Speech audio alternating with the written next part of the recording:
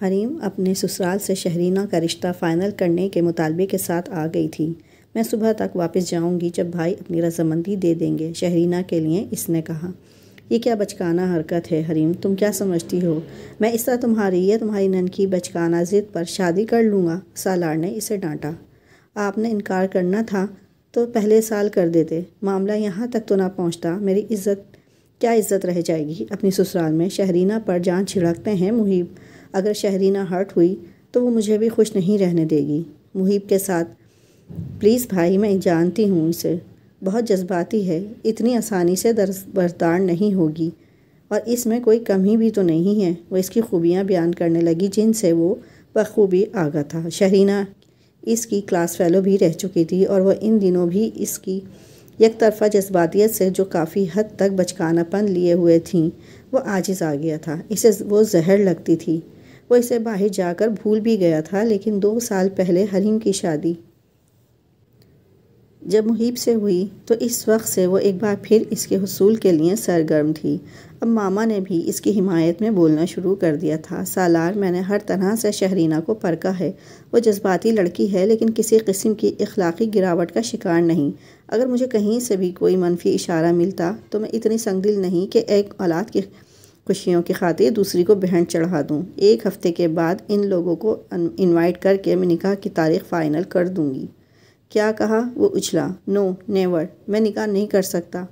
میں الجھ گیا ہوں بری طرح۔ پلیز ماما، میں کسی کو دکھ دینا نہیں چاہتا، نہ آپ کو، نہ حریم کو، اور نہ کسی اور کو۔ ذہن میں کومل کی شبیہ ابھری تھی۔ It's okay, take your time but be positive. اپنے مزاج کے برخلاف انہوں نے تحمل مزاجی سے سالار سکندر کو سنبھالا تھا۔ وہ ساری رات بلکہ اگلی کئی راتیں بھی سالار نے جاگ کر گزاری تھیں۔ کومل کے ساتھ نکاح کے وقت اس کا ذہن صاف سلیٹ تھا۔ بابا کی خوشی اس کے لیے اہم تھی، سو وہ لڑکی اس کے نکاح میں آ گئی۔ یہ اور بات تھی کہ جتنی آسانی سے وہ اس کی زندگی میں آئی تھی، اتنی آسانی سے وہ اس کی ترجیحات میں پس پش چلی گئی تھی۔ ہاں، لیکن یہ بات تھی کہ اس نکاح کے بعد اسے بے شمار لڑکیاں ملیں اپنی پریکٹیکل لائف میں، لیکن اس کا ذہن کبھی بھٹکا نہیں۔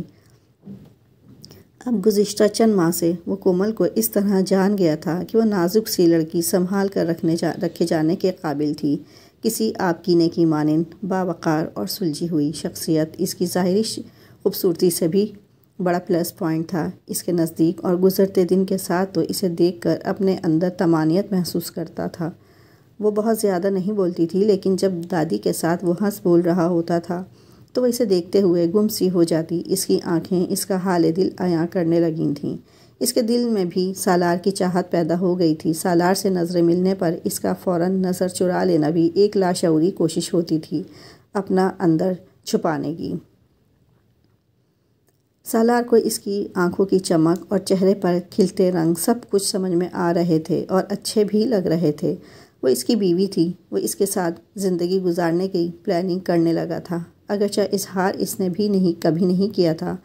اظہار کرنے میں وہ ہمیشہ سے کمزور تھا، لیکن شاید یہی بہتر تھا اس معصوم لڑکی کے لیے۔ اگر ماما کی ضد میں وہ اس گھر میں آ بھی جاتی تو ساری زندگی اچھوت بن کر گزارنی پڑتی اسے۔ وہ سادہ سی لڑکی سازشوں کا مقابلہ کیسے کر پائے گی؟ مجھے دادی کو اپنا فیصلہ سنا دینا ہوگا، ابھی وقت ہے کومل کے پاس۔ اس نے جذبات ایک طرف رکھ کر منطقی لحاظ سے سوچ بچار کی تھی، اور منطق دلوں کو ٹوٹنے اور جڑنے سے خرس نہیں ہوتی۔ وہ کہیں باہر کے دورے پر گیا ہوا تھا۔ اچانک ایسے کئی دنوں کے لیے غائب ہو جانا اس کی عادت ہے۔ دادی نے اس کو سنانے کے لیے خود کلامی کی تھی۔ وہ کیا کہتی کہ وہ روز واک سے واپسی پر انیکسی کی طرف بڑھتے قدموں کو روک کر اس کے دوسرے راستے میں مڑ جانے تک کا ایک ایک لمحہ وہ کیسے سانس روک کر گزارتی تھی۔ ٹیرس پر کھلنے والے اپنے کمرے کی کھڑکی میں پردے کی اوٹ سے جھانکتی اس کی آنکھیں اس وقت تک اس کے قدموں کا تعاقب کرتیں جب تک وہ اپنے پورشن میں داخل نہیں ہو جاتا۔ اس کا دل جو کئی دنوں سے خوش فہمی کا شکار ہو چلا تھا، اب کسی انہونی کی خبر دے رہا تھا، اور آج جب وہ اتنے دنوں بعد دادی کے پاس بیٹھا اپنا حال دل سنانے کو تیار تھا، وہ جان کر سامنے نہیں آئی۔ اور اب اتنے دنوں کے بعد وہ دادی کی گود میں سر رکھے اپنی ساری کہانی سنانے کے بعد وہ اپنے فیصلے سے انہیں آگاہ کر رہا تھا۔ کومل وہاں نہیں تھی، لیکن سالار جانتا تھا کہ اس کا رواں رواں سا سماعت بن کر اس کے الفاظ کا زہر اپنے اندر اتار چکا ہوگا۔ دادی کو بہت رنج ہوا تھا، بہت شدید رنج۔ وہ اس کے بالوں میں ہاتھ پھیرتے ہوئے اسے تسلی کا ایک لفظ بھی نہ بول سکیں۔ کافی وقت دادی کے ساتھ گزار کر جانے کے لیے وہ اٹھ کھڑا ہوا۔ کومل لاؤنج میں کچن کے کاؤنٹر کے ساتھ کھڑی تھی۔ جب وہ دادی کے کمرے سے نکلا، ایک لمحے کو دونوں کی نظریں ملی تھیں۔ اس کی آنکھیں گواہ تھیں کہ وہ سالار کا فیصلہ سن چکی تھی۔ آئی ایم سوری کومل، میں تمہارے قابل ہی نہیں تھا۔ تمہارا نقصان ناقابل تلافی ہے، لیکن میں تمہیں یقین دلاتا ہوں کہ تمہاری لائف سیٹل ہونے تک تم میری ذمہ داری ہوگی۔ میں پھپھو سے بھی بات کروں گا اس سلسلے میں، بہت جلد کوئی بہتر سبب نکل آئے گا۔ بات کرتے کرتے وہ دھیرے سے ہنسا، جیسے خود کو اذیت دے رہا ہو۔ کومل بغیر پلکے جھپکائے یک ٹک اسے دیکھ رہی تھی۔ میں ضمانت دیتا ہوں تمہیں کہ تم ہمیشہ خوش رہو گی۔ نہیں چاہیے مجھے آپ کی ضمانت، وہ ہوش میں آئی تھی ایک دم، اور نہ ہی مجھے خوشیاں چاہیے۔ اس کا لہجہ چٹخا ہوا تھا۔ میں اسی حال میں خوش ہوں، بس مجھے یہیں رہنے دیں دادی کے ساتھ، وہ جیسے بلبلائی تھی۔ آپ اپنی زندگی کو شروع کریں، ضرور کریں، لیکن مجھے پلیز، مجھے بے امان نہ کریں۔ میں آپ کے آگے ہاتھ جوڑتی ہوں سالار، میں نے کبھی کوئی حق نہیں جتایا، نہ کبھی جتاؤں گی، نہ کبھی آپ کے راستے میں آؤں گی، لیکن مجھے بے صاحبہ مت کریں، مجھ سے اپنا نام مت چھینیں پلیز۔ وہ ٹپ ٹپ کرتے آنسوؤں کے ساتھ اس کے آگے ہاتھ جوڑے کھڑی تھی۔ سالار نے بے اختیار اس کے ہاتھ اپنے ہاتھوں میں تھام کر نیچے کیے۔ ایسا نہ کرو کومل۔ اس نے اس کے کانپتے وجود کو سنبھال کر کرسی پہ بٹھایا۔ آپ مجھ سے وعدہ کریں کہ آپ میرے لیے کوئی انتہائی فیصلہ نہیں کریں گے۔ اس کی آواز کانپ رہی تھی۔ سالار پنجوں کے بل اس کے بالمقابل بیٹھ گیا۔ کومل کے سرد ہاتھ نہایت نرمی سے اپنے ہاتھوں میں لے کر اس نے اس کی آنکھوں میں جھانکا۔ آئی پرومس، جب تک تمہاری خواہش نہیں ہوگی میں کوئی انتہائی فیصلہ نہیں کروں گا۔ Be relax now. سچ کہہ رہے ہیں آپ؟ کوئی بے یقینی تھی۔ ہاں بالکل سچ کہہ رہا ہوں۔ سالار اٹھ کھڑا ہوا۔ اس سے زیادہ وہ اس کی آنکھوں میں نہیں دیکھ سکتا تھا، جن میں رقم درد کی داستان کچھ اور گہری ہو گئی تھی۔ وہ اسے سنبھلنے کے لیے ٹائم دینا چاہتا تھا۔ میں نکاح کے چکر میں نہیں پڑوں گا۔ آپ میری طرف سے اقرار ان لوگوں تک پہنچا کر ڈائریکٹ شادی کی ڈیٹ فائنل کر دیں۔ سکندر نے مشینی انداز میں ناشتے کی ٹیبل پر ماما کو مخاطب کیا تھا۔ اوہ بائی گریڈ۔ حریم نے اپنی کرسی چھوڑ کر پیچھے سے آ کر اس کی گلے میں باہیں ڈال دیں۔ اٹس اوکے، سالار نے اس کا چہرہ تھپ تھپاتے ہوئے پھیکی سی مسکراہٹ لبوں پر سجائی۔ ماما نے طمانیت سے حریم کو آنکھوں میں پیغام دیا تھا، شام تک فون کر کے میں اس کی ساس کو یہ خوشخبری سنا دوں گی اور مزید تفصیلات طے کرنے کے لیے اگلے روز انہیں ڈنر پر انوائٹ کر لوں گی۔ ڈنر پر سب لوگوں کے ساتھ شہرینہ بھی آئی ہوئی تھی، جس کی خوشی چھپائے نہیں چھپ رہی تھی۔ آئیں باہر جا کے واک کرتے ہیں۔ کھانے کے بعد وہ سالار کو لے کر لان میں چلی آئی۔ سالار نے اس کی ان حرکتوں کے لیے خود کو تیار کر لیا تھا۔ آدھے گھنٹے کی واک کے دوران شہرینہ ہی بولتی رہی اور ہنستی رہی۔ اس کی آنکھوں میں بے ساختگی تھی اور تازگی بھی۔ اس کے چہرے کو دیکھتے ہوئے سالار گم سم سا ہوا۔ آس و نراس میں ڈوبی دو آنکھیں دماغ میں پیوست ہوئی تھیں۔ ایک گہری سانس لے کر خود کو حال میں واپس لانے کے لیے اس نے اوپر آسمان کی جانب نظر اٹھانا چاہی، جو انیکسی کے اوپر والے روم کی گلاس وال پر آ کر ٹھہر گئی، جس کے دوسری طرف ذرا سا پردہ ہٹا کر جھانکتا وجود ایک دم سے پیچھے ہوا تھا۔ سالار سے پھر لان میں کھڑا ہونا مشکل ہو گیا۔ آؤ اندر چلتے ہیں۔ اس نے اندر کی جانب قدم بڑھا دیے۔ شہرینہ کی تیز نظروں نے ٹیرس کی طرف اٹھ کر ٹھہر جانے والی اس کی نظر کو محسوس کیا۔ ایک نظر اس نے انیکسی کے ٹیرس کی طرف ڈالی۔ وہاں کوئی نہیں تھا۔ پیچھے کمرے کی لائٹس آن تھیں اور پردے برابر تھے۔ وہاں کون رہتا ہے؟ سالار کا اضطراب اب اس کے لیے بامعنی ہو گیا تھا۔ اس نے اندر آ کر تحریم سے پوچھا کہ وہاں انیکسی میں کون رہتا ہے؟ وہاں دادی رہتی ہیں، اس کے استفسار پر تحریم نے قدرے حیرانی سے اسے دیکھتے ہوئے جواب دیا، بس اکیلی رہتی ہیں؟ ہاں، بس ملازم ہوتے ہیں اور ایک ان کی کیئر ٹیکر ہے۔ کچھ عرصے سے تحریم نے اس کو تفصیل بتائی۔ خیریت، کیا ہوا؟ آپ کیوں پوچھ رہی ہیں؟ تحریم اپنی حیرانی کا اظہار کیے بنا نہیں رہ سکی۔ نہیں، بس ایسے ہی، میں سوچ رہی تھی کہ کسی دن دادی سے مل کر آؤں، کافی عرصے سے ان سے ملاقات نہیں ہوئی۔ شہرینا نے مسکرا کر اسے مطمئن کیا، اور ویسے بھی اس دن کے بعد سے اس نے سالار کے مزاج میں کوئی ایسی غیر معمولی بات نوٹ نہیں کی تھی۔ وہ خاموش طبیعت تو نہیں تھا، لیکن اس کی ریزولوٹ نیچر شروع سے ہی ایسی تھی، تعلقات میں فاصلہ رکھنے والی۔ شہرینا مطمئن تھی، کچھ بھی تھا، وہ سالار کے اسی گریز کے سبب ہی اس کی طرف مائل ہوئی تھی۔ اس کی مہم جو فطرت کے لیے سالار ایک چیلنج تھا، اور چیلنجز کو پورا کرنا اس کی فطرت میں شامل تھا۔ اس دن شہرینا ڈنر کے بعد گھر جانے کے بجائے سالار کے ساتھ اس کی طرف ہی چلی آئی کہ ماما سے ملے ہوئے کافی دن ہو گئے تھے۔ ڈرائیو وے پر وہ لوگ ابھی گاڑی سے نکلے ہی تھے کہ کومل حواس باختہ سی بھاگتی ہوئی اس کی طرف آئی، چہرے پر پریشانی پھیلی ہوئی تھی۔ کیا ہوا کومل؟ سالار تیزی سے اس کی جانب بڑھا۔ سالار، دادی کو پتہ نہیں کیا ہوا ہے، آنکھیں نہیں کھول رہی، نہ کسی بات کا جواب دے رہی ہیں، وہ رونے والی ہو گئی۔ سالار ایک لمحے کی بھی تاخیر کیے بنا انیکسی کی جانب بھاگا۔ کومل بھی اس کے پیچھے تھی، اور اندر دادی واقعی آنکھیں بند کیے ساکت لیٹی ہوئی تھیں۔ سالار نے ان کا چہرہ تھپ تھپایا، نبض چیک کی۔ ہلکی ہلکی نبض چل رہی تھی، لیکن آنکھوں کی پتلیوں میں ذرا سی بھی جنبش نہیں تھی۔ ان کو فوراً ہاسپٹل لے کر جانا ہوگا۔ اس نے وقت ضائع کیے بغیر دادی کے کمزور وجود کو بازوؤں میں اٹھایا اور تیزی سے گاڑی کی جانب آیا۔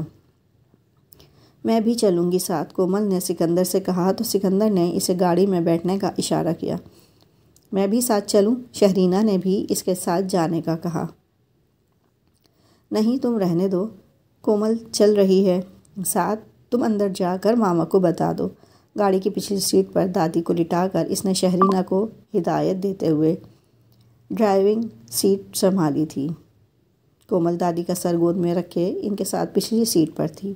وہ ساری دعائیں، سارے آنسو، سکندر کی بڑی سے بڑے ڈاکٹر کو ایمرجنسی کال، کچھ بھی کام نہ آیا۔ دادی کے دل نے نہایت خاموشی سے اپنی دھڑکن ختم کر دی تھی۔ اس سے پہلے ماما یا گھر میں سے کوئی ہاسپٹل پہنچتا، سالار دادی کے مردہ وجود کے ساتھ ایک زندہ لاش کو سنبھالے گھر واپس آ گیا تھا۔ ہونی ہو گئی تھی، کومل شاید ایک بار پھر بے صاحبہ ہونے والی تھی۔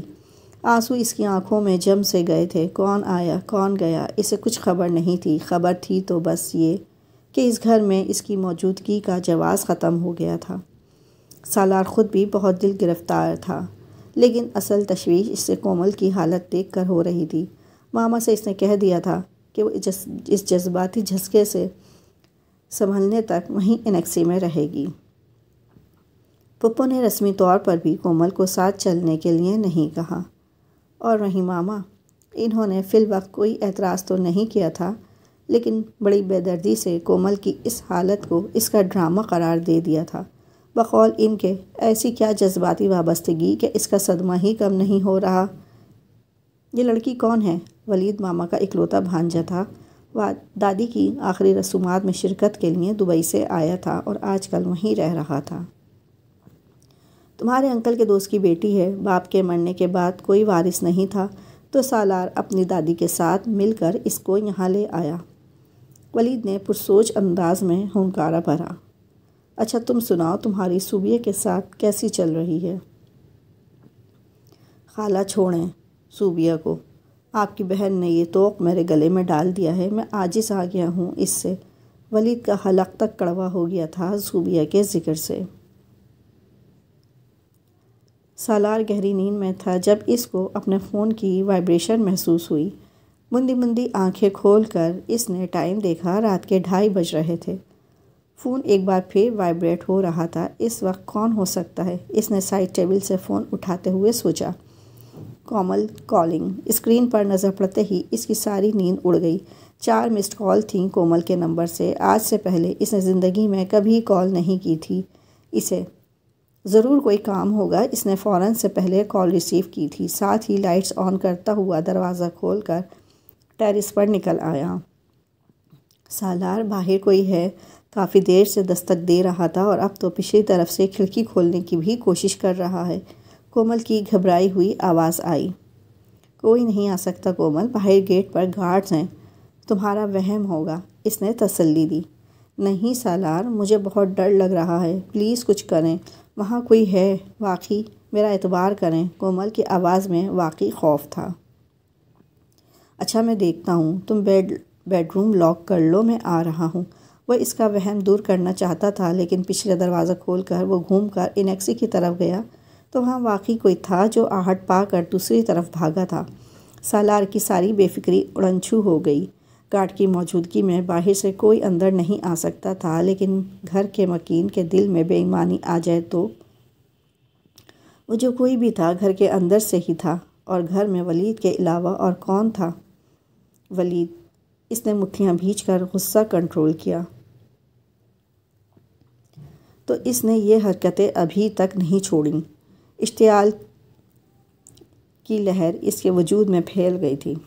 دروازہ کھولو کومل، میں ہوں سالار، اس نے کال کر کے فقط اتنا ہی کہا تھا اور کومل نے دروازہ کھولنے میں تاخیر نہیں کی تھی۔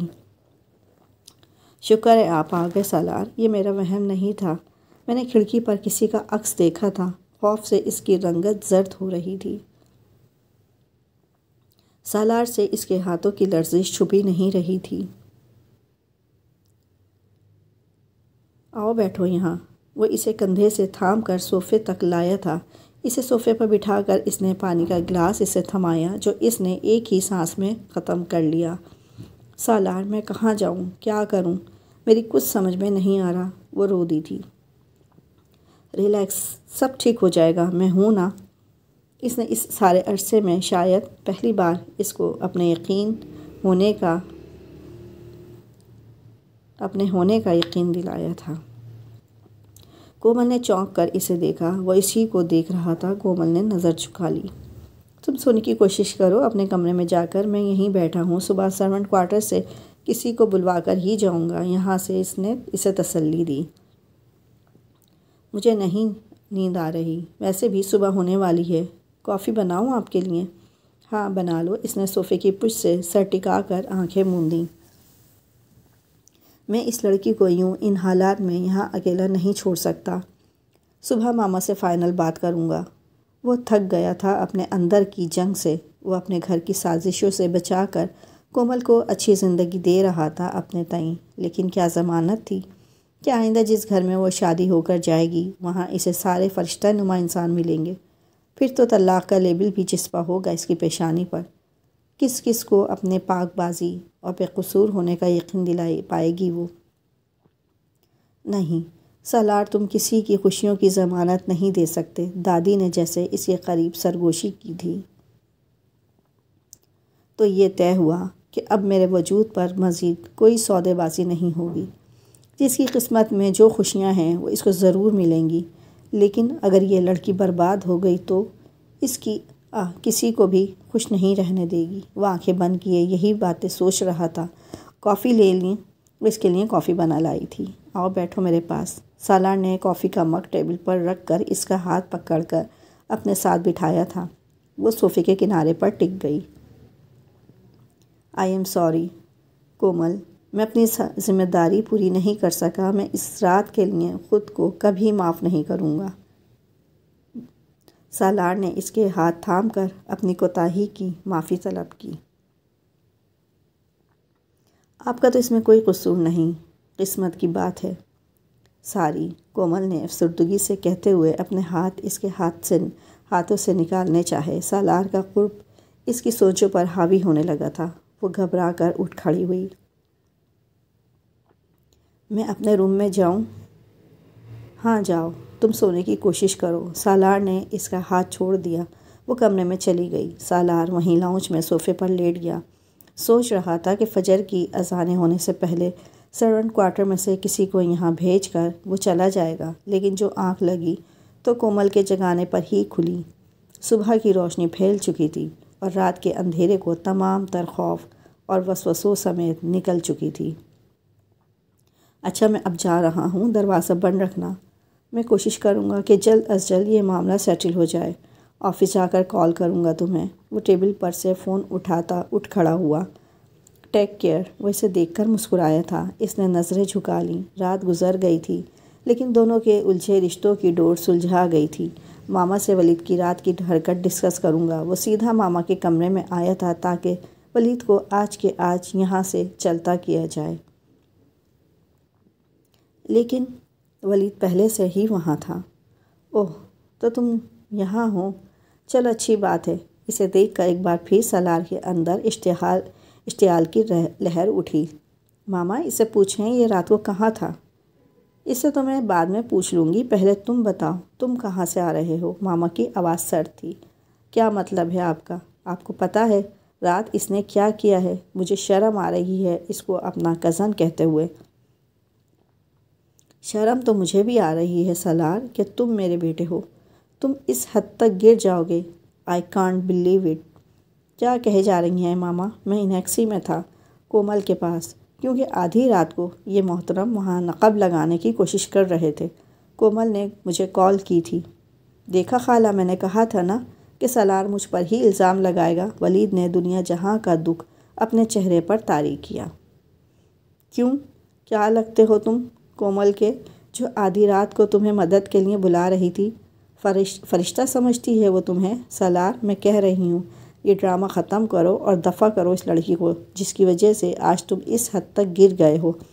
وہ بہت اشتعال میں آ گئی تھی۔ اسٹاپ اٹ ماما، بیوی ہے وہ میری، اس لیے گیا تھا، اس لیے کہ اس نے مجھے فون۔ سالار کا جواب دے گیا تھا۔ اس کے الفاظ تھے یا نوکیلے پتھر۔ ماما کا چہرہ لہو رنگ ہو گیا۔ سالار، بس کر دو، کتنے جھوٹ بولو گے اپنی غلطی کو چھپانے کے لیے؟ ماما اس کی کسی بات پر یقین کرنے کو تیار نہیں تھیں۔ یہ سچ ہے ماما، بابا کی زندگی میں بابا کی خواہش پر کیا تھا میں نے نکاح، لیکن امجد انکل کی زندگی تک میں نے یہ رشتہ نبھانے کی اور اپنی ذمہ داریاں سمجھنے کی کبھی کوشش نہیں کی تھی، لیکن اب میں مزید تاخیر نہیں کر سکتا کومل کو باضابطہ طور پر اپنی زندگی میں لانے کے لیے۔ میری عزت ہے وہ، اور اپنی عزت کی حفاظت کرنا میں بخوبی جانتا ہوں۔ ولید کو زہر آلود نظروں سے دیکھتے ہوئے اس نے ایک ایک لفظ پر زور دیا تھا۔ ماما کرسی پر گھننے کے سے انداز میں بیٹھ گئیں۔ سب کو کیا کہا گیا، کس طرح لوگوں کو خبر دی گئی، کومل کو کسی بات کا کوئی علم نہیں تھا۔ اس کو صرف یہ پتہ تھا کہ اس وقت وہ دلہن بنی ہوٹل سے رخصت ہو کر سالار کے اپارٹمنٹ میں موجود تھی۔